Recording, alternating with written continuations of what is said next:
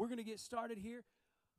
Couple of things real fast. If you're tuning in, I'll mention this a few different times throughout our time together tonight, but if you're tuning in live, I want to make sure that you comment. Carson already said hey to us, so if you're there, make sure that you say hello as well. Because once again, we're going to be putting all the names for everybody who joined us and did a comment on YouTube Live today. We're going to be putting that in a drawing at the end of the night for a really cool prize. So make sure you say hello to us. We got some leaders there who are ready to check out or to check in with you guys and say hey to you as well. So, yeah, make sure you put your name in the comments. And that's it. So tonight, I want to start out by telling you that I miss y'all. All right? Real talk, I miss you guys. I've said many times that Wednesday nights are some of my favorite moments of every single week that I live. And we're on week 3 now of us being separated, of us not being able to be together on a Wednesday night. And I miss you guys like crazy. Our Zoom call last week, we tried to host a Zoom call so we could see y'all's faces. And it was awesome to see your faces. But at the same time, what's up, Allison? At the same time, it was hard to see your faces. The video was lagging and all that kind of stuff. So we're working on some new ideas to stay connected. So stay tuned for that because we should be rolling some of those things out later this week or early next week. But for now, we're here together on YouTube Live. So again, if you're joining us, make sure you say hey, make sure you say what's up so that you can be entered into that drawing. And I know that before we do anything else, like I said, I just want to make sure that y'all know just how much I miss seeing your faces and laughing with you and just having a good time together with you. And I know that's going to come back soon at some point. And so you guys have been on my mind a lot the last few weeks. And I know that this has been a tough time for many of you, especially our seniors, but all of you. This has been a really difficult time for you to kind of navigate. None of us have ever been through something like this before. And I know that with the stay-home order from last week that it might even start to feel a little bit more difficult because staying home is hard and it's boring. And if you have a sibling, it's also probably annoying. And so last week, I preached a message. Hey, Braylon. I preached a message called Stuck, right? And if you haven't watched that message yet, you should. It's on our YouTube page here because I feel like, I could be wrong, but I feel like it's probably one of the best messages I've preached so far this year, including some of my Sunday morning message that I preached so far this year. But next Wednesday, we're going to get back into the series we started 3 weeks ago called The Gospel. I'm excited for that. Kind of on the eve of Easter, we're going to dive back into that study of the gospel. But tonight, I want to continue to talk about that idea of being stuck, since that is a way that a lot of us feel right now. I got somebody saying that they can't hear very well, so I don't know if we can do anything about that or not. He's gonna try to turn it up for you guys in just a minute. But and while you're waiting for that, just quick reminder to comment at somewhere in the YouTube Live comments over there, so that you can be entered into a drawing to win a prize at the end of the night. So, anyways, we're in this message called Stuck, Part 2 tonight. Right? And because many of us feel stuck in our situations, we feel stuck inside our houses, stuck missing out on things that we've been looking forward to, stuck away from our friends, stuck alone with our thoughts, stuck being bored, and if you're like me, stuck without a haircut because you forgot to go to the barbershop or the hair salon before they were all ordered closed last week, and so there's a hot mess of hair up there on my head. And the thing about feeling stuck, though, is that if we're not careful, it can pretty quickly lead to feeling hopeless or helpless. There's already all kinds of statistics being reported about people experiencing mental health issues or depression or unhealthy thoughts. And if you found yourself in that boat, I just want to remind you of something that we've been saying for months here at Epic Students. And it's this: it's okay to not be okay, but it's not okay to stay that way. If you're struggling, you need to talk to somebody. You can talk to me. You can post a comment on this YouTube video. I'm pointing over here, but your video is probably on the other side, but you understand what I'm saying. But you can post a comment on this YouTube Live. You can send us a message on Instagram. You can send me a message directly. Just please know that you are not alone and we are here for you. All right? But feeling stuck can also lead to feeling lonely, like you're disconnected from the world around you. FaceTime and Zoom calls and Google Meet, it only goes so far in satisfying that need for human interaction and human connection. So obviously, feeling stuck can also lead to boredom, and then that boredom can lead to frustration and aggravation and all these other things. So some of you might not be scared or worried about the coronavirus at all, but you're still mad or frustrated that you can't live your life, see your friends, go to your classes, et cetera, et cetera. And the point that I'm trying to make here is this: being stuck at home is not fun for any of us. I was talking to a student last week about how frustrated they were, and I was like, man, everybody kind of hates this, and she's like, yeah, nobody likes being stuck at home. Duh. Like, what are you talking about, dummy? But I've actually talked to a lot of you over the past week who are feeling some combination of frustrated or scared or lonely. If you are even starting to teeter on that edge of feeling helpless or hopeless or lost in the difficulty of this situation and being stuck at home. And so I want to look at a passage of Scripture tonight that I believe addresses all three of those mindsets. And it's Mark chapter 5, starting in verse 21. It says, Jesus got into the boat. Hey, shout out to Michael Knight, by the way. Thank you for all your help. He's leaving. But he helped us get live tonight while I'm standing up here. So shout out to him. But here it is, Mark chapter 5. It addresses all those feelings. Starting in verse 21, it says, Jesus got into the boat again and went back to the other side of the lake, where a large crowd gathered around him on the shore. Then a leader of the local synagogue, whose name was Jairus, arrived, and when he saw Jesus, he fell at his feet, pleading fervently with him. My little daughter is dying, he said. Please come and lay your hands on her, heal her so she can live. You want to talk about feeling helpless? This dude's like, hey, my little daughter is dying. I don't even know if it can get more helpless or hopeless than that.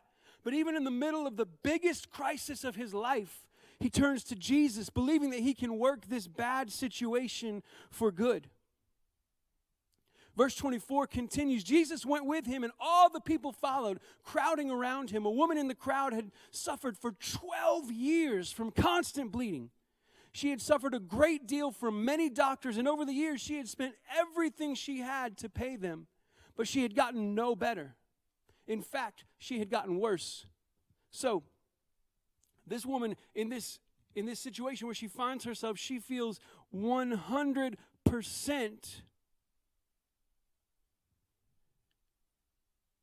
frustrated and lonely. See, she feels frustrated because she spent years seeking a cure. She spent years going to doctor after doctor after doctor saying, hey, can you help me? Can you help me figure out what's wrong with me? And not only did she spend all these years and spend all of her money, but she never got better, and she actually got worse.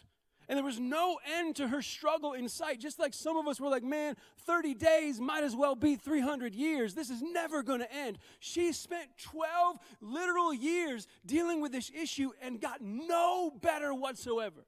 She was frustrated. But not only was she frustrated, she was lonely. All right? She was lonely because in that culture and in that society, she would have been considered unclean because she couldn't stop bleeding. And because she was considered unclean, she had to be a social outcast. She was prohibited from normal social interaction. Does that sound familiar? Anybody prohibited from normal social interaction? And her story continues in verse 27. It says, she had heard about Jesus, so she came up behind him through the crowd and touched his robe. For she thought to herself, if I can just touch his robe, I will be healed. Immediately, the bleeding stopped, and she could feel in her body that she had been healed of her terrible condition. Even in the face of frustration and loneliness, this woman musters up enough faith to reach out to Jesus. And because of that willingness to reach out, because she had that faith, she is healed. She's no longer has any reason to be frustrated with her illness. She snuck up to her healing because she didn't feel qualified or deserving, but Jesus wants to address all of her issues. So look at what happens next. In verse 30, it says, Jesus realized at once that healing power had gone out from him. So he turned around to the crowd and asked, who touched my robe? His disciples said to him, dude, look how this crowd is pressing around you. How can you ask who touched me? There's like hundreds and thousands of people in this crowd. Everybody touched you, dude. What's wrong with you? But he kept on looking around. Verse 32, he kept on looking around to see who had done it. And then the frightened woman, trembling at the realization of what had happened to her, came and fell to her knees in front of him and told him what she had done. And he said to her, daughter, your faith has made you well. Go in peace, your suffering is over. Jesus made sure that he spoke to this woman for several reasons. One, he wanted to acknowledge her existence because she mattered. She'd spent a life as a social outcast for 12 long years, and in the eyes of almost everyone else, she was insignificant, worthless, nothing. But Jesus said, no, you matter to me. Secondly, he wanted to affirm her healing. He wanted to say, hey, I got you. You've been healed. It's not just something that you're making up in your mind. You have been healed in this moment. Third, he wanted to explain her healing. It was faith not touching his garment that actually healed her. She had some sort of superstitious belief that if she could just touch the corner of his robe, that she'd be healed. But Jesus said, no. It's not the touching, it's the faith that's healed you. And fourth, he wanted to end her loneliness. He looked at her and he said, daughter, your faith has been made well. Go in peace. Your suffering is over. See, daughter is a term that was not used by Jesus towards anyone else in Scripture. And so when he calls this woman daughter, what he's saying to her is, hey, you matter. You may be this nameless, faceless individual who feels so lost and so alone and so frustrated with your existence, but you matter to me. You belong in my family, daughter. You have worth, you have value, you have significance, and you matter to me. And so if you're watching tonight, or maybe you're watching this video not in the nighttime, in the morning, or some other day other than when we're live. But if you're watching this and you're frustrated or lonely, I need you to understand that you matter to God. Your frustration matters to Him. Your loneliness matters to Him. Your thoughts about being insignificant matter to Him because you matter to Him. When He told that woman that her suffering was over, He didn't just mean her physical suffering, but her mental and emotional suffering as well, because she now understood that she had value and worth, and as a daughter of Jesus, she had a place to belong. But while Jesus was ending her suffering, Jairus' suffering was just beginning. It became even greater. If you look at verse 35, it says, while he was still speaking to her, messengers arrived from the home of Jairus, the leader of the synagogue. They told him, your daughter is dead. There's no use troubling the teacher now. But Jesus overheard them and said to Jairus, don't be afraid, just have faith. I want you to think about how you would feel in a moment like this for just a second. Someone that you care deeply about, someone's just came up to you and said, hey, they're gone, they're dead. You feel stuck, or maybe it's not that. Maybe it's a different situation, but something that's so gut-wrenching, so heartbreaking that you just can't even stand it. You're stuck in your helplessness. You're stuck. You're like, there's nothing else I could have done, and I feel so helpless. I feel so hopeless. But also in this moment, you're frustrated that Jesus waited to get to your daughter. It's like, you could have healed that woman later. Her issue wasn't life or death. Why did you not just come with me as fast as you could? And also, you're distraught over the bad news. Obviously, if someone ever told me that anything bad happened to my daughter, I wouldn't be able to move. I'd just drop to my knees and begin to bawl my eyes out. And then Jesus looks at this man and he says, don't be afraid, just have faith. Now, I want to be careful with what we hear here in this phrase. And I'm not a theologian or a Greek scholar by any means, but here's how I understand this statement from Jesus. He's not saying don't be concerned or upset by what you've heard, but rather don't let fear overcome you or control you. He's saying that true faith makes no room for being controlled by fear. You may experience moments of fear, but you cannot allow that fear to consume or control you. Jesus isn't saying in this moment that we should ignore our reality, but we should have faith that He is greater than our reality. Let me say that again because I stuttered a little bit. All right, Jesus is not saying that we should ignore our reality, but He is saying that we should have faith that He is greater than whatever we're experiencing in the moment. That's what He means when He says, Don't be afraid, just have faith. Don't let fear consume you. It doesn't mean don't pay attention, don't be concerned, don't be careful, but don't let fear of what might happen or what is happening consume you. Have faith that I'm in control and that I know what I'm doing. And if you look at what happens in verse 37, you see that Jesus did in fact know what he was doing. It says, then Jesus stopped the crowd and wouldn't let anyone go with him except Peter, James, and John. When they came to the home of the synagogue leader, Jesus saw much commotion and weeping and wailing. He went inside and asked, why all this commotion and weeping? The child isn't dead, she's only asleep. The crowd laughed at him, but he made them all leave, and he took the girl's father and mother and his 3 disciples into the room where the girl was lying. Holding her hand, he said to her, Talitha cum, which means, little girl, get up. And the girl, who was 12 years old, immediately stood up and walked around. They were overwhelmed and totally amazed. Jesus gave them strict orders not to tell anyone what had happened, and then he told them to give her something to eat. And so I need you to understand that this whole miracle happened because Jairus had enough faith to look past his own hopelessness and find hope in Jesus. He looked past his own helplessness and sought help from Jesus. He looked past his fear and found faith in Jesus. The woman earlier in the story looked past her frustration and found freedom in Jesus. And she looked past her loneliness and found a place to belong in the family of Jesus. What I'm saying is that whatever you are facing tonight, if it's fear, if it's boredom, if it's worry, if it's frustration, if it's anxiety, if it's depression, if it's loneliness, if it's whatever you're going through, Jesus is the answer. See, I know that our lives are filled with a lot of uncertainty, but Jesus is the answer. I'm not saying that the decision to have faith will instantly erase all of the things that you're experiencing. It won't instantly wipe away necessarily your loneliness or your frustration or your struggles, but it will help you overcome those things, and it will reassure you that you don't have to go through them alone, and that no matter how hopeless or helpless you feel, there is always hope and help in Jesus, because Jesus is the answer. And listen, I don't want this to ring hollow for you because you're like, dude, how is Jesus the answer to me being stuck in quarantine for 30 plus days? How is Jesus the answer to me not being able to see my friends or go to school or do the things that I've been looking forward to for 4 or 5 or 10 years? I don't know. That is something that is information that only Jesus can provide to you, okay? But I do know that Jesus is the answer.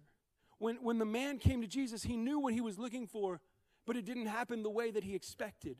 When the woman came to Jesus, she knew what she wanted, but he gave her even more than she could ever hope or dream of. All I know tonight, in the middle of the coronavirus pandemic, in the middle of isolation at home for at least 30 days, in the middle of all of this uncertainty about when am I going to be able to go outside or see my friends or how safe am I, in the middle of all of that, the only thing I know for sure tonight is that Jesus is the answer. And before we close out tonight, I'm almost done. We're going to make this kind of a quick message tonight. But as a bonus part of this message, as I was studying and reading for this, I felt like Jesus dropped this in my spirit. This is for somebody specific who's watching this video. Maybe you're watching online live right now, or maybe you're watching later in the week, kind of catching up on what you missed. I don't know, but I believe in my heart that this is for somebody or multiple somebody's specific. Jesus' words in verse 41, it says, holding her hand, he said to her, Talitha cum, which means, little girl, get up. And see, I believe that somebody watching this right now, somebody has given up on a dream, on a promise, or even on themselves. You have laid down and chosen to believe that everything good is over for you. You've given up. You've left yourself for dead. You've let that dream die. You said, it's all over. But I believe that Jesus wants me to say to you tonight, little girl, get up. Little boy, get up. Pick up that dream, that thing you thought was dead, and run in faith toward Jesus, because Jesus is the answer. Romans 4:17 says that God brings life to the dead and calls things which do not exist as though they did. See, God can bring your dead dream back to life, and He can bring into existence those things that you have given up on. It may not happen the way that you had hoped or had dreamed, but I need to tell you tonight, little girl, get up. Little boy, get up. The dream is not dead. You are not worthless. All good things are not over for you. Whew, I got a little excited there. All right, but again, it's really important for me that you understand this. Jesus is the answer, and it is not over for you. Okay, whatever you're going through, whatever you're dealing with, Jesus is the answer, and it is not over for you. So get up, keep hoping, keep trusting, keep believing, put your faith in Jesus. Don't allow your fear to control you, and keep taking those steps.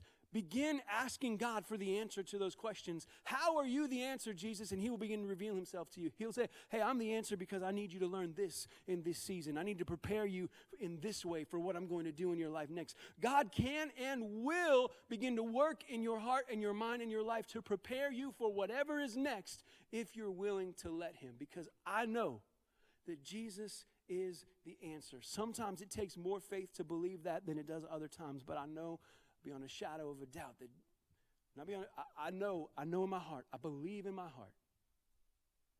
Maybe not beyond a shadow of a doubt, because I've told you guys before, sometimes I still have those doubts and those questions. I don't really like that phrase.